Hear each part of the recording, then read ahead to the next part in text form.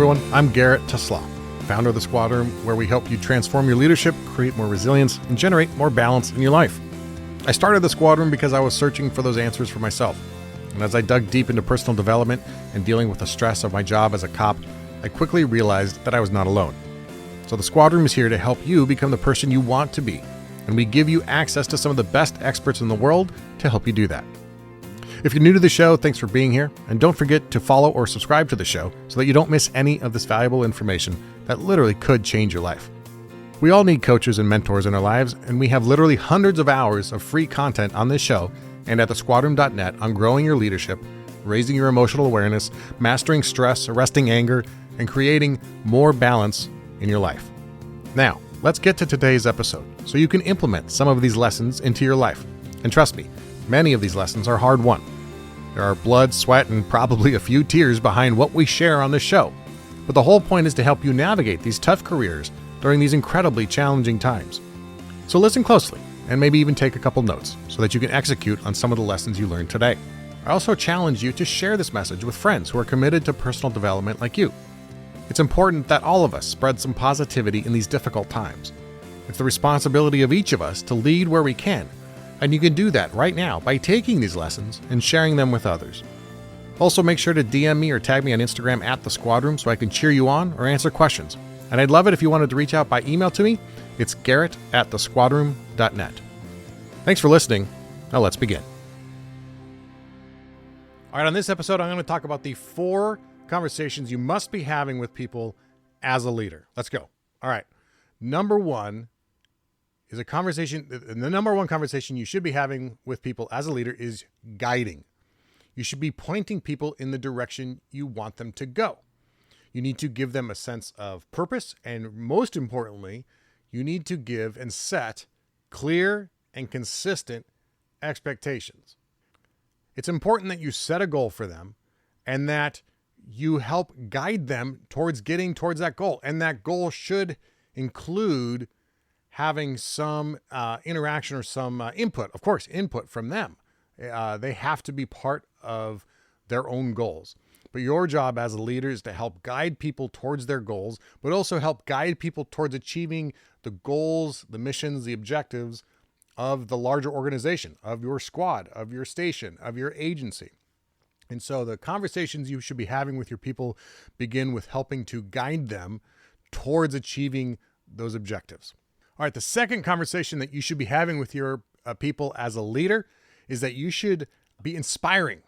Okay, so the first one was guiding. The second conversation you should be having is inspiring.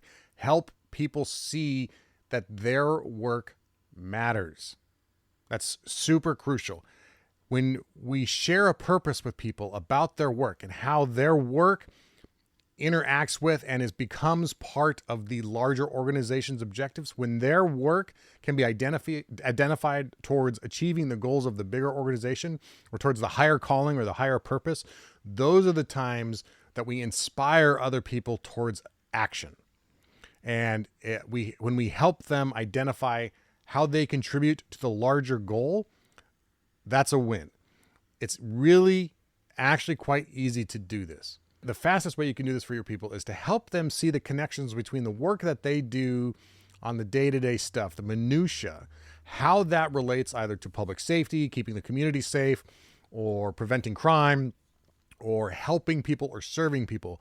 Make the connections between their work and how that helps the community, how that fulfills their promise and their ideal of being in the job. If you can make those connections for people and inspire them to see them for themselves, you will create massive impact and you will create some very powerful employees and some very powerful allies in the agency. The third type of conversation you should be having with people is correcting. So we have guiding, inspiring, and correcting. Correcting is constructive and productive redirection of their efforts. Okay, constructive and productive redirection of their efforts. Now, what does that mean? Really, it's quite simple. You have to understand as a leader, especially if you're in charge of people and you're a supervisor, that failures and mistakes are going to occur. It's just part of being human. It's not even part of the job. It's just part of being human.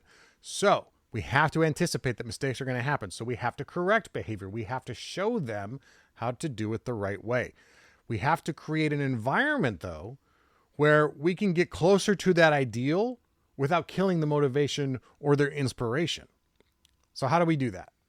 Well, we focus on the positives first, of course. Identify positives in anything that happens and address deficiencies, of course, but do it constructively. And do it only if you have guidance on how to improve. If you are only providing criticism, we'll talk about that in a minute, that's not correcting. Correcting is showing them a better path, a better solution that they can employ in the future, and then teaching them how to do it if needed. Some of your people don't need it, and you need to understand the difference, because then that becomes micromanaging. But if you can correct behavior, provide a better alternative towards achieving objectives in the future, now you're correcting people, you're being productive, you're being constructive, and you're giving good feedback that they can use, they can take back, and they can put into their toolkit for the future. Okay, now the fourth and final kind of conversation you should be having as a leader is connecting. We are meaning-seeking creatures, we are social, we are tribal, and we need connection with our people and the people around us. So this is really just about building relationships and helping the people around you get to know you. And this is casual and not calculated, but it's very simple. And it just means that you have to care just a little bit, okay? Learn about their families, their hobbies, their interests, and you'll find out some fascinating things about the people around you. And share your own story. You know, this isn't the Wizard of Oz. You're not the man behind the curtain running things from behind. They see you, and I guarantee they see your own weaknesses, your own deficiencies, your own strengths. So there's no reason to pretend with the people around you that you are something that you're not. Be authentic and actually care and talk to them and learn about them and learn about their goals. And that's connecting. One of the easiest things you can do, this is silly, but one of the easiest things you do, especially in police work, to connect with your people, use their first names, right?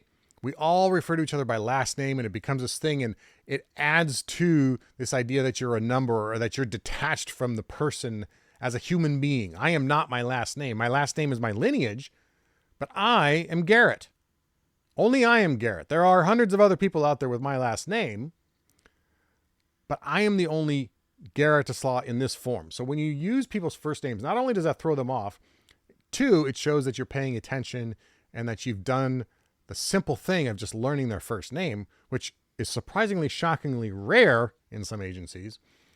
But it shows that you're trying to connect with them on a very human-to-human level.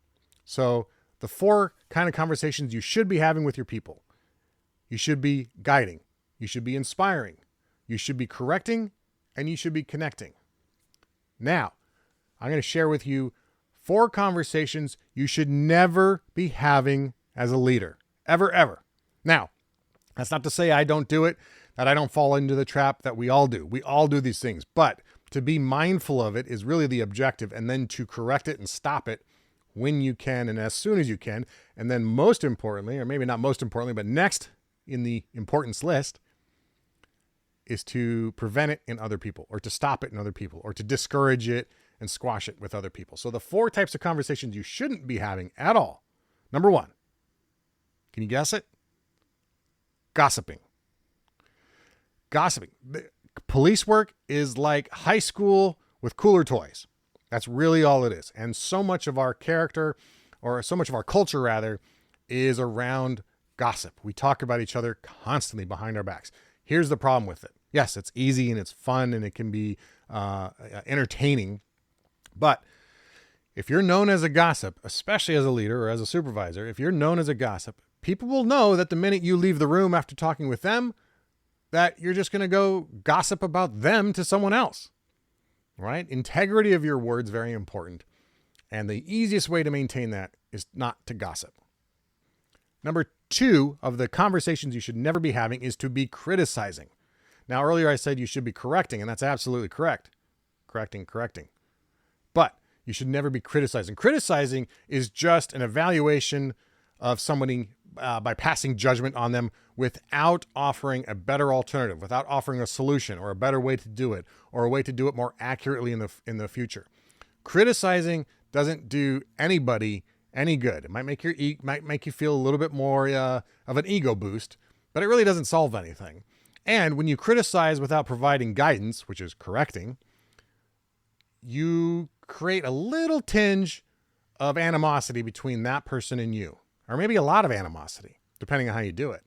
And even if it's just a little bit, and even if it's not intentional, that animosity will build and build and build and build and build until you have a chasm between you and this other person that you now have to repair as the leader. So criticizing is the second conversation you should never be having with people as a leader.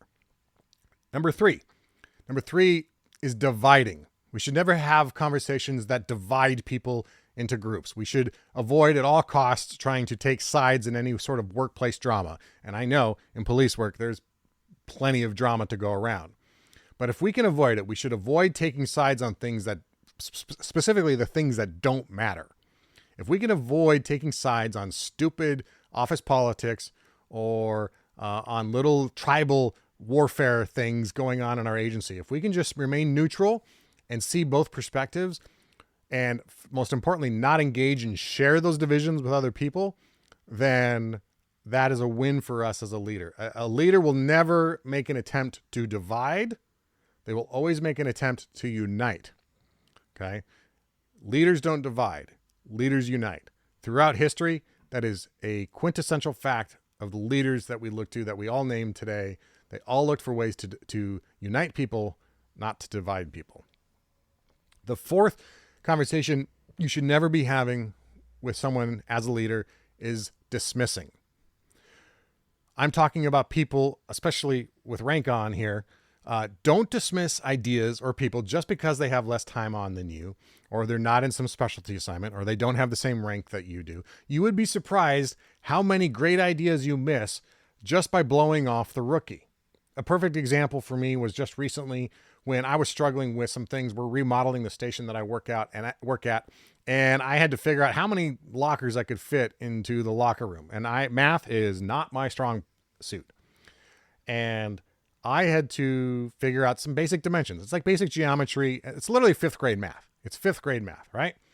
And I have a new person at my station. I won't use their name, but I said, kind of jokingly, I was a little frustrated with this thing I had to figure out. I said jokingly to them, "Hey, new guy." Of course, I didn't call him new guy. I used their first name. But I'd met them like twice before. They're that new. "Hey, new guy, you any good at math?" Like kind of jokingly hoping that they would take on this project for me. And he perks up and he says, "Actually, sir, I was a fifth grade math teacher." "Yeah, I'm pretty good at math." Granted, that was in the context of kind of a joke, and I don't expect him to take on my work. However, now I have a resource I know about because I didn't dismiss the idea that the rookie might be able to help me in my job. So don't dismiss people. Don't minimize someone, or especially minimize their contribution just because they've got less time on and they got to the job later than you. You can't fault someone for being 25 years old and being brand new at the job, because that's not their choice to be born when they were and join the force when they did. Like, none of that matters. And none of that has any influence or has any ability over their ability to contribute. So don't dismiss people. So the four types of conversations you should be having with people as a leader: you should be guiding, you should be inspiring, you should be correcting, and you should be connecting. Then the four conversations you should never have with people as a leader is the gossiping, the criticizing, the dividing, and the dismissing. Hey, thanks for listening to today's episode. If you're new to the show, make sure you check through our catalog of episodes, because you're going to find some amazing guests and some amazing actionable ideas that you can take into your day. Also, if you like what you heard today, I want to offer you some extra free resources that we give out. It's our Tactical Tuesday newsletter. Every Tuesday, I bring you a few tactics, tips, and strategies to help you succeed in the week ahead. It may be a book I want to share, gear I found useful, an inspiring quote to think about, or anything else I think you'd like. To sign up for the Tactical Tuesdays email list, you can visit thesquadroom.net/Tactical Tuesdays, or just text your email address and your first name to 805-364-2331. That's 805-364-2331. Those text messages actually come straight to me. It's not some big conglomerate where they steal all your information. We won't spam you and we won't sell your information. If you didn't catch the phone number, you can check the show notes for that there. But thank you for being with us today. Please share this episode. Please integrate what you've learned here. Please tag me on social media to let me know what is useful. Tag me with some questions, and let's engage in a conversation. And let's make this a better career and a better environment and a better world for all of us. Until next time, take care of each other and stay safe.